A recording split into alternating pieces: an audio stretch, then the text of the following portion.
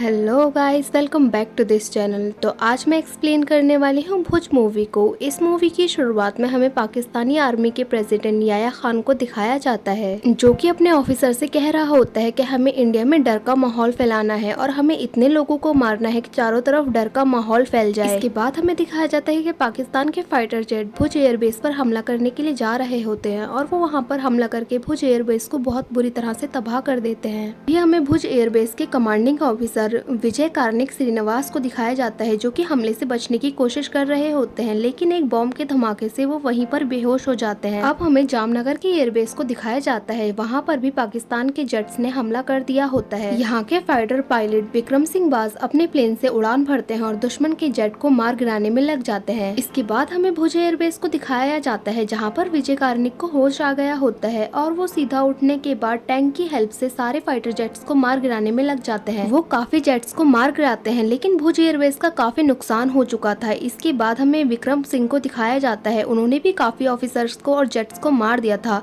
लेकिन उनके प्लेन में भी काफी नुकसान होता है, जिसकी वजह से उनका प्लेन संतुलन में बिगड़ जाता है और समुद्र में जाकर गिर जाता है। इसके बाद हमें मूवी में 2 हफ्ते पहले का सीन दिखाया जाता है और हमें ऑफिसर नायर को दिखाया जाता है। यहाँ पर ऑफिसर नायर की खास बात ये होती है कि वो किसी से हारते नहीं है और जीतने का पूरा जज्बा रखते हैं। इसके बाद हमें बगी रणछोड़ भाई को दिखाया जाता है, जो कि पाकिस्तान के बॉर्डर के पास एक गांव में रहते हैं। एक दिन उनके पास कुछ पाकिस्तानी सैनिक आते हैं और उनसे दावत के लिए कुछ जानवर मांगते हैं, लेकिन वो उनको जानवर तो नहीं देते बल्कि उनकी ही बलि चढ़ा देते हैं और कहते हैं कि हम कभी भी किसी मासूम जानवर को मरने नहीं देंगे। बगी भाई गांव से निकलकर इंडिया आ जाते हैं और रॉ को ज्वाइन कर लेते हैं। उनकी खास बात ये होती है कि वो रेगिस्तान के एक एक कोने को जानते हैं और वो पैर के निशान से ये बता देते हैं कि यहाँ से कौन से देश की आर्मी गुजरी है। वो रॉ के ऑपरेशन हुर में काम कर रहे थे और उनका काम पाकिस्तानी के खुफिया अड्डों का पता लगाना था। इसके बाद हमें एक मोहम्मद हुसैन नाम के आदमी को दिखाया जाता है, जो कि इंडिया का बहुत बड़ा दुश्मन होता है और उसी को इंडिया के एयर बेसिस पर हमला करने का भी ऑर्डर मिला था। इसके बाद हमें भुज एयरबेस का सीन दिखाया जाता है, जहाँ पर पार्टी चल रही होती है। यहाँ पर विजय कार्निक और उनकी वाइफ भी होती है। ये लोग एंजॉय कर ही रही होते हैं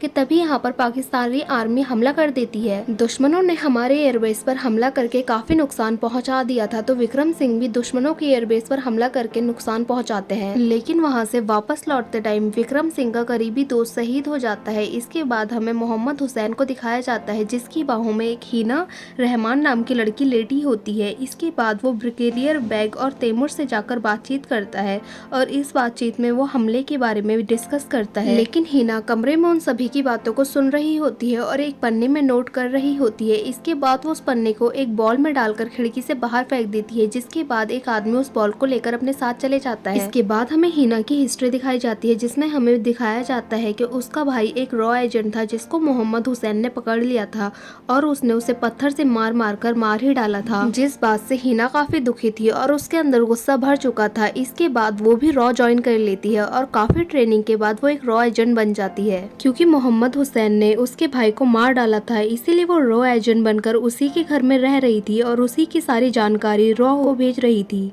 अब हीना ने जो जानकारी दी थी उसके हिसाब से इंडिया में काफी पाकिस्तानी एजेंट बसे हुए हैं और वो एक स्पेसिफिक जगह पर हैं। इसके बाद विजय कार्निक अकेला ही उनके लोकेशन पर पहुंच जाता है और उन लोगों से लड़ाई करना स्टार्ट कर देता है। काफी देर लड़ाई होने के बाद एक आदमी उसके ऊपर गन लेकर खड़ा हो जाता है, लेकिन विजय कार्निक उससे गन ले लेता है और उसी के ऊपर तान देता है। फिर कुछ और लोग विजय कार्निक को मारने के लिए आ जाते हैं, लेकिन तभी वहाँ पर ऑफिसर नायर और बगी आ जाते हैं। अब ये तीनों मिलकर उन लोगों को मारना स्टार्ट कर देते हैं और ये तीनों लोग ही उन पर भारी पड़ते हैं और ये तीनों मिलकर उन सबको मार डालते हैं। इसके बाद हुसैन बैग और तैमूर को दिखाया जाता है, जो कि प्लानिंग कर रहे होते हैं और कह रहे होते हैं कि भुज में आने जाने वाले सभी रास्तों को तोड़कर उस पर कब्जा कर लेंगे। जिसके बाद हुसैन टेबल के नीचे एक माइक्रोफोन को नोटिस करता है और वो समझ जाता है कि हीना उन पर जासूसी कर रही है। अब हुसैन हीना के पास जाता है और उसके ऊपर गन तान देता है, लेकिन उसको मारने से पहले वो उससे आई लव यू बोलने के लिए कहता है, लेकिन हीना ने बहुत ही तगड़ी रॉकेट ट्रेनिंग ले रखी थी, जिसकी वजह से वो हुसैन को मारती है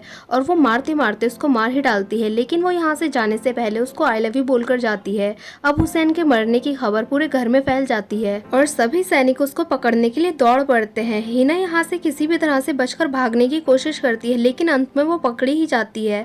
अब उसको भी ऐसे ही बांध दिया जाता है जैसे कि उसके भाई को बांधा गया था मारने के लिए। अब ब्रिगेडियर बैग उससे कहता है कि तुम एक मुसलमान होने के बाद भी पाकिस्तान से गद्दारी क्यों कर रही हो, तब हिना उससे कहती है कि तुम्हारे जनरल टीका खान ने 30 लाख बंगाली मुसलमानों को मार डाला था, तो वो भी तो एक गद्दारी हुई ना।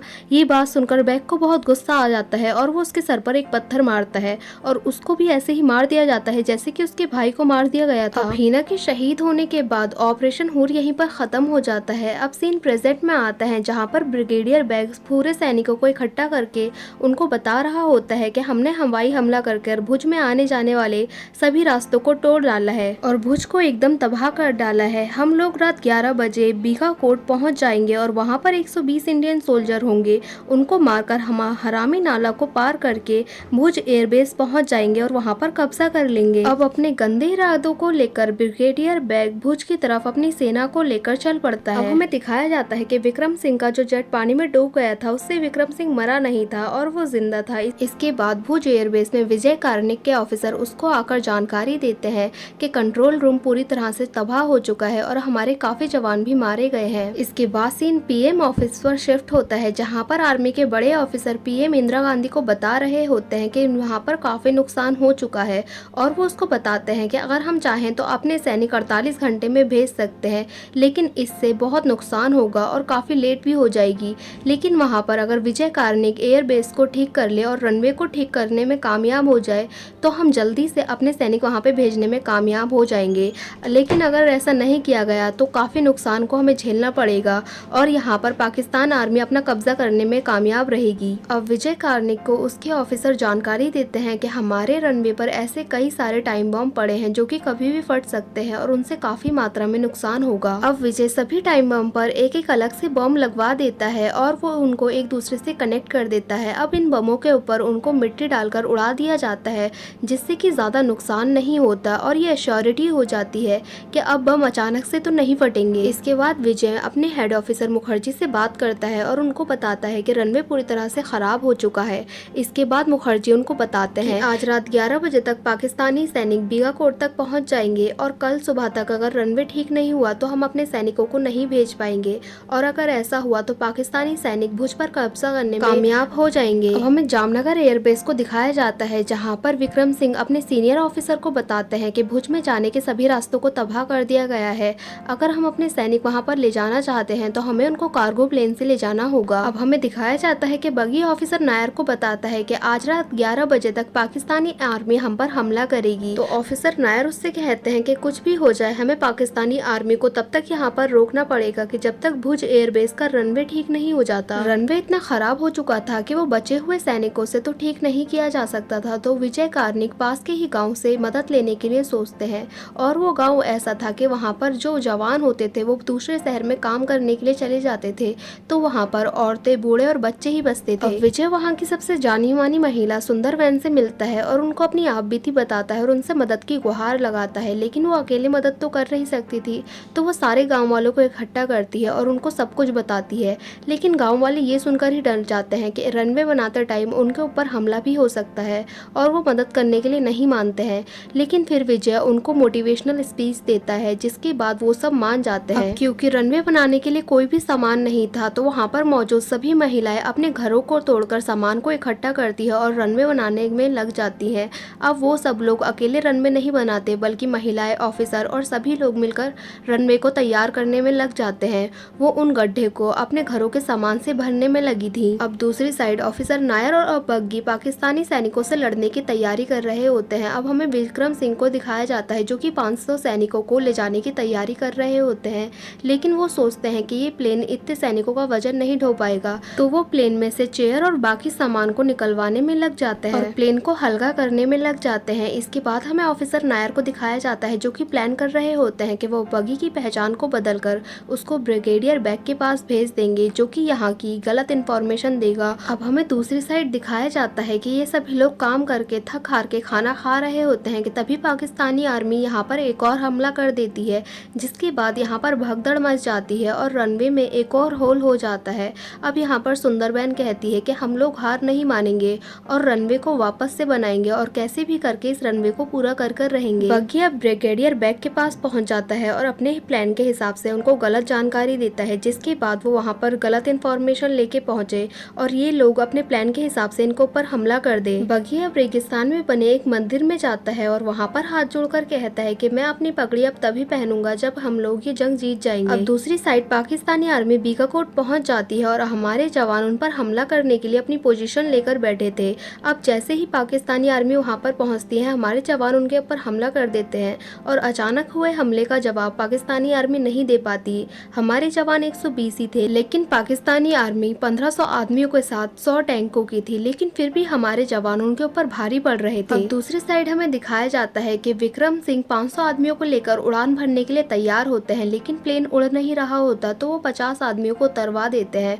अब वो वापस से प्लेन को उड़ाने की कोशिश करते हैं। इस बार प्लेन उड़ तो जाता है, लेकिन प्लेन का आगे का टायर बुरी तरह से टूट जाता है। अब दूसरी साइड बीकाकोट में लड़ते लड़ते सुबह हो जाती है। अब वहाँ पर बस ऑफिसर नायर और बगी ही दुश्मनों से लड़ रहे होते हैं, लेकिन बहुत सारे पाकिस्तानी मिलकर उनके ऊपर हमला कर देते हैं। यहाँ पर ऑफिसर नायर उन लोगों को मार तो देते हैं, लेकिन वो लोग उनको काफ़ी जख्म दे देते हैं, जिसकी वजह से ऑफिसर नायर एक जगह बैठ जाते हैं और वो बस वहाँ पर बैठकर अपनी मौत का इंतजार करने लग जाते हैं। अब ऑफिसर नायर के पास इतनी भी हिम्मत नहीं बची थी वे खड़े भी हो पाए। तभी वहाँ पर ब्रिगेडियर बैग आता है और ऑफिसर नायर को मार देता है।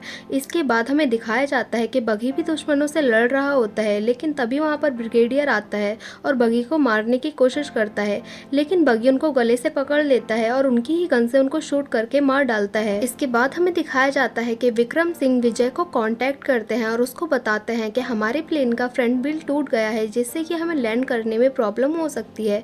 तो विजय उससे कहता है कि मैं रनवे पर एक ट्रक को प्लेन की रफ्तार से चलाऊंगा, तो आप उस पर अपना फ्रंट व्हील रख कर कैसे भी करके लैंड कर जाना। अब प्लेन लैंड करने के लिए रनवे पर आने लगता है। विजय एक ट्रक लेकर रनवे पर उसकी रफ्तार को प्लेन से मैच करने में लग जाते हैं और विक्रम कैसे भी कर प्लेन की रफ्तार को ट्रक से मैच कर अपना फ्रंट व्हील उसकी बॉडी पर रख देते हैं। प्लेन की स्पीड काफी ज्यादा होती है और ट्रक तो उसकी स्पीड को मैच नहीं कर पाता, जिसकी वजह से ट्रक के टायर में आग लग जाती है और ट्रक डिसबैलेंस होने लग जाता है। और जैसे तैसे विजय कार्निक ट्रक को संभालने की कोशिश करते हैं और प्लेन की स्पीड भी कम हो जाती है और फाइनली प्लेन सेफली लैंड हो जाता है और जल्दी से सारे सैनिक प्लेन से उतरते हैं और पाकिस्तानी आर्मी से लड़ने के लिए चले जाते हैं। आधे से ज्यादा सैनिक बीकाकोट में ही मारे गए थे, तो यहाँ पर भी वो लोग ज्यादा देर तक नहीं टिक पाते। थोड़े सैनिक भाग जाते हैं और थोड़े यहाँ पर मारे जाते हैं। अब याया खान का भुज एयरबेस पर कब्जा करने का प्लान फ्लॉप हो चुका था और उसकी बुरे काम करने की इच्छाएं भी यहाँ पर खत्म हो जाती है और वो ऐसा कुछ भी नहीं कर पाता। अब इसके बाद हमें दिखाया जाता है कि भुज एयरबेस पर तिरंगा वापस से शान से लहराने लगता है और हम लोगों की जीत हो जाती है।